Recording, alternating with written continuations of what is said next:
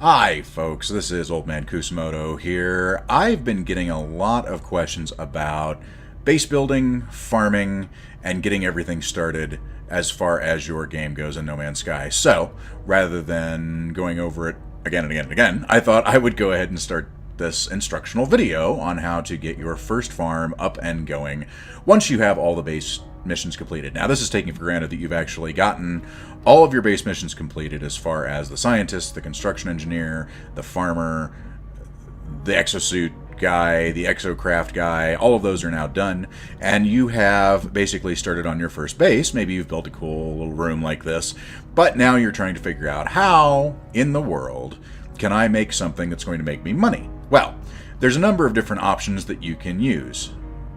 The first option is this wonderful little thing. It's called Living Glass. So notice that this only takes 2 products to make. It's probably the simplest of all the products you're going to be able to make right off the bat. You're going to get this pattern from your scientist, and it is a very easy pattern. It only takes 1 unit of glass and 1 unit of lubricant to make 1 living glass. Notice also the sale value on living glass is 696,000 units. So even if you get a little bit of a discount, you're still talking between 650 and 700,000 per unit that you are selling. So that's a very, very lucrative way to make money, and it also grows very fast. We're actually going to be doing this a little bit later, but let me go into the other products that we can actually have as well.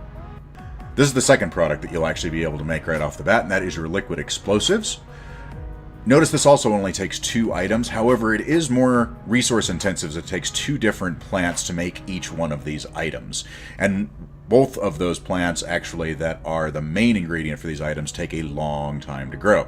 So while it is more lucrative at 1,000,000 units a pop, it takes longer to grow and you have to do more math, and math isn't fun. So we're not going to do that one today, but that is an option if you'd like to do it.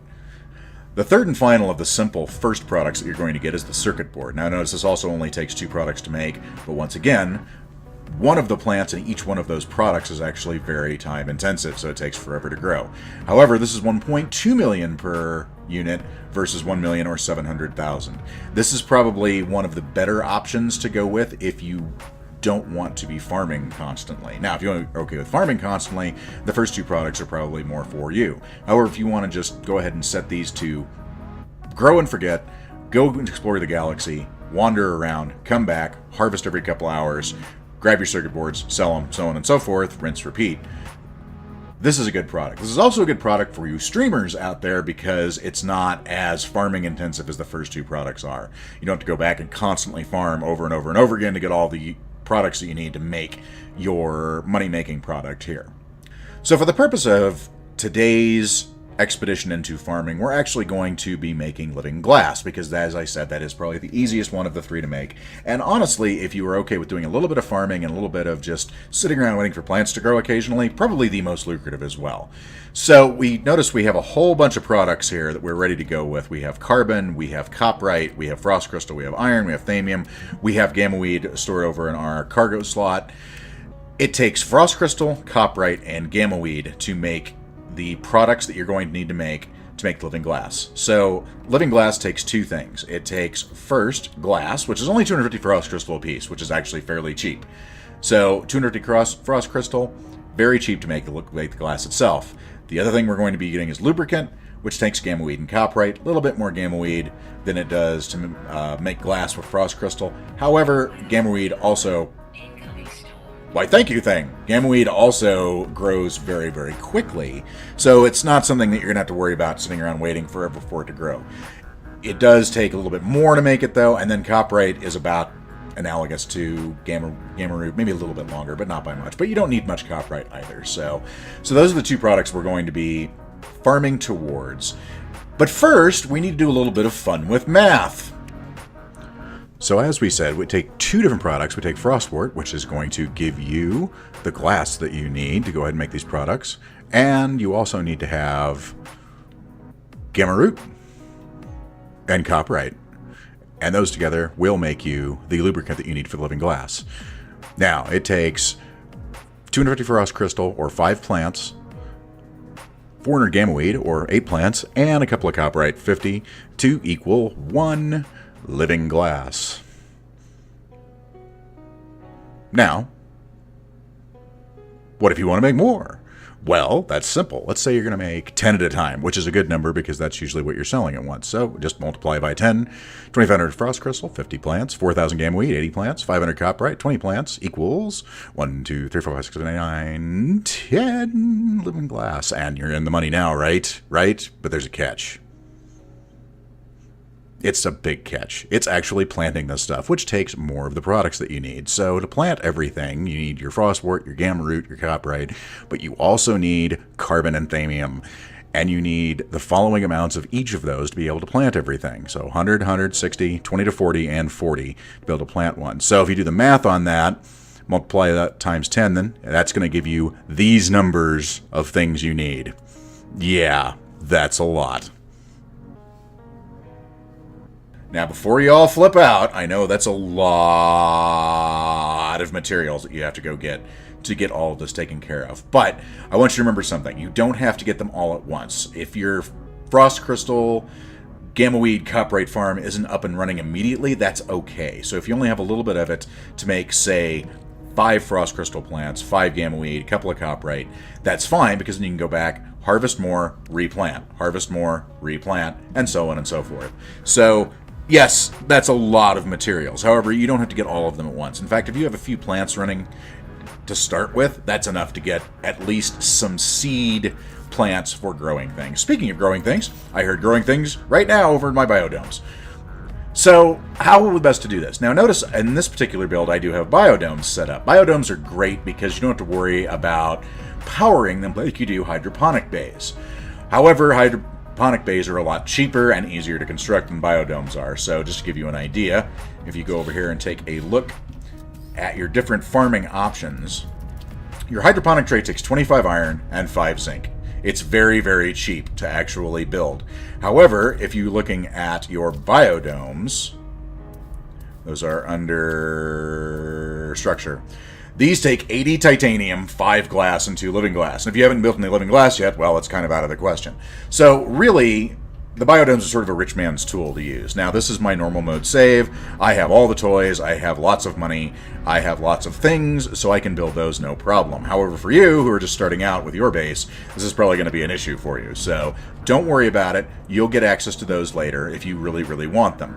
For right now, though, you should focus on 2 things to make your farm complete. And that is this cuboid room. Very simple, very easy. Takes 100 iron to build. This is why, if you notice, we have this much iron sitting down here. It's going to take a lot of iron to build this. So we have 1,000, 1,500 right here. I've got more in storage. So we're going to need probably about, I'd say, 20 to 30 of these cuboid rooms. So you're talking 2,000 to 3,000 iron just for that. So just to show you how this works, we're going to go over here, cuboid rooms, and very simply, we're going to go 1, 2, 3, 4, 5 that way. 1, 2, 3, 4, and my complexity is my limits over there, so 1, 2, 3, 4, 5. So very simple to make the cuboid rooms here. Now, once you've got all your cuboid rooms made, what are you going to put in them? Well, that's very simple. You're going to put in these hydroponic bays, which I just showed you up here. So we're going with the 4-piece hydroponic bays versus the 1-piece, because the 1-piece are not what you want or need. Thank you again, thing! So, once you've got these built, you're going to want room for 18 of these. Now, you're saying to yourself, well, that's an awful lot of room, right? I mean, and is that enough room for everything? It's not. The trick here is that what you want to do, ideally, is get yourself on either a radioactive or a cold planet, and you can grow your gamma weed or your frostwort outside. Any plant that can actually grow in its native biome can be built outside your base. So a number of you have probably seen this before, but over there I have a cave underneath that has all my gamma weed in it. So I don't have to worry about putting a hydroponic base for the gamma weed. I can just put the frostwort and the copyright in here. That is the ideal. However, if you land on a cold planet, you can put the frostwort outside and the gamma weed and the copyright inside. Doesn't really matter either way. But it's easier to do if you're on a radioactive planet, because there are fewer frostwort and copyright to deal with. So once you have this ready to go, we're going to go ahead and drop our hydroponic trays. The hydroponic trays only take 25 iron and 5 zinc. That's kind of cool.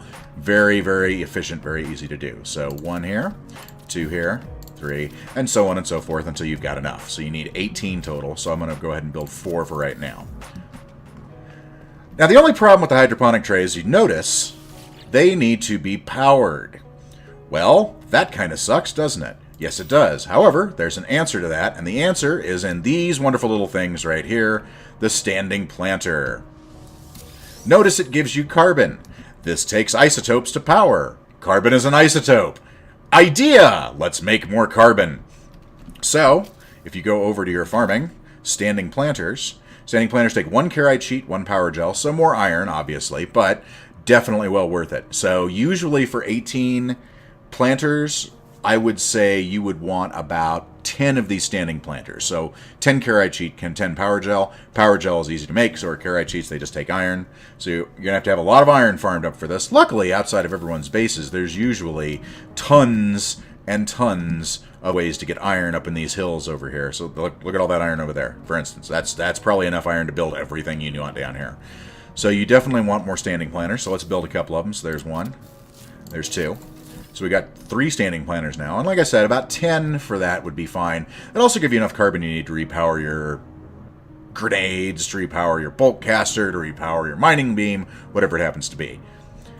So now that we've got all this done, let's see about planting things, shall we? And that's, once again, very simple. So we're going to plant our frostwort. So as I went in my fun with math, you're going to need 50 frostwort and 20 coprite. That's why doing this inside with the frostwort and coprite and outside with the gamma weed is best, is because we can just go ahead and do planting, planting, planting, planting, planting, planting, planting, planting, planting, planting, planting, planting. And then over here, we can go ahead and build our coprite, which is not cooperating. Why is it not cooperating? Oh, my limit's reached. Aha! Well, that's why I'm doing this. But then you would do coprite over here, and so on and so forth. So 20 coprite, 50 frostwort, that will leave you about 10 slots left over for various different things. Or, excuse me, not 10 slots. My apologies. It'll leave you about... No, actually about 10 slots. About 10 slots left over for various different things you can plant inside. So if you want to plant a couple of Gravitino orbs for different things, if you want to plant a couple of Albumin pearls, you can do that too. So you put in your trays, you put in the frostwort, you put in the coprite, and then as I said, I actually have, if you go over here... Oop, that's my bedroom. Hang on. I'm lost on my own base. How about that? All right.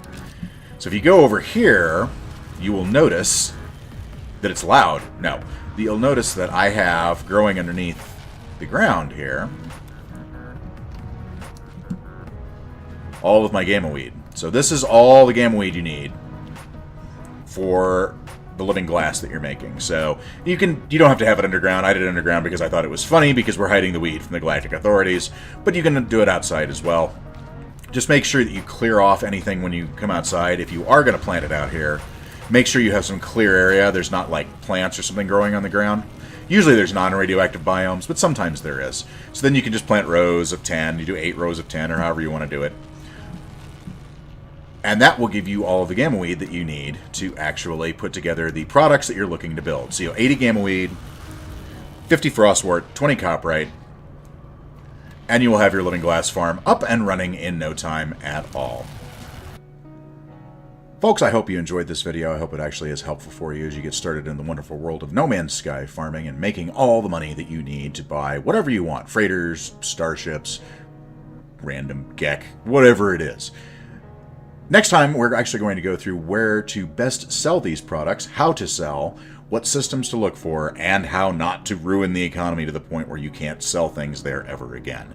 So that's coming up on our next video sometime next week. But if you did like this video, please leave a like and share this with your subscribers and your Facebook friends and your No Man's Sky addicts and pretty much everyone you like, actually, if you can. Or people you don't like. Enemies, friends, acquaintances, family members, anyone who happens to be into space games, please let them know about this video. Make sure you go out tonight, play some games, have some fun. I'll see you again next time on our next video. Thanks, folks. Have a good night.